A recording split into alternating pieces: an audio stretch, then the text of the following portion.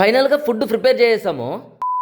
మా అమ్మ కేవీబీపురం దగ్గరలోని కలత్తూరు గ్రామం చెరువు కట్ట తెగి సర్వం కోల్పోయిన సంగతి మనందరికి తెలిసిందే. వాళ్ళ కోసం నేను డొనేషన్ రైస్ చేసి ఫుడ్ అయితే డొనేషన్ చేయబోతున్నాను. సాయంత్రం 6 గంటల సమయానికి నేను మా ఊరు వాళ్ళందరం కలిసి ఫుడ్ డొనేట్ చేయడం అయితే స్టార్ట్ చేసాము. ఇంతకీ ఏం ఫుడ్ డొనేట్ చేసామంటే వెజిటేబుల్ రైస్, లెమన్ రైస్ అయితే చేపించి కలత్తూరు గ్రామంలో పంచుతున్నాము. నిజంగా ఈ ఫుడ్ డొనేషన్ అనేది ఇంత గ్రాండ్ సక్సెస్ అవుతుందని నేనైతే అస్సలు అనుకోలేదు. ఇదంతా మీ వల్లే సాధ్యమైంది. అక్కడ దీవించిన అవ్వ వాళ్ళ దీవెనలంతా మీకే చెందుతుంది. అక్కడ ఉన్న వాళ్ళంతా నిండు నూరేళ్లు చల్లగా బతకండి అంటే నాకు చాలా సంతోషం వేసింది. అసలు నేనైతే మాటల్లో చెప్పలేను నాకు కలిగిన సంతోషాన్ని. వీటన్నిటికీ కారణం మన ఫాలోవర్స్, సబ్స్క్రైబర్సే. మామ నిజంగా నేను వాళ్ళందరికీ ఎప్పటికీ రుణపడి ఉంటాను. ఇంకా స్పెషల్ గా థ్యాంక్స్ చెప్పాల్సింది మన పుత్తూరు పేజ్ వాళ్ళకి, అలాగే మఠం అప్డేట్స్, మన పిచ్చా టూరు, వీళ్ళందరి సపోర్ట్ వల్లే మనకి ఫుడ్ డొనేషన్ కార్యక్రమం అనేది చాలా గ్రాండ్ సక్సెస్ అయితే అయింది. మామ నేను కలత్తూరులో ప్రతి ఒక్కరికి చెప్పాను, ఇది నా ఒక్కడి కష్టం కాదు, మన సత్యవేడు ఫాలోవర్స్, భాగ్య స్టోరీస్ సబ్స్క్రైబర్స్ కలిసి చేసిన డొనేషన్ అని. ఈ ఫుడ్ డొనేషన్ ఎలా చేసామనేది భాగ్య స్టోరీస్ యూట్యూబ్ ఛానల్ అయితే అప్లోడ్ చేస్తాను. లింక్ అని కామెంట్ చేయండి. మన యూట్యూబ్ ఛానల్ లింక్ అయితే నేనే షేర్ చేస్తాను. ఇక ఫైనల్ గా ఈ ఫుడ్ డొనేషన్ లో నాకు ఎంతో సహాయపడిన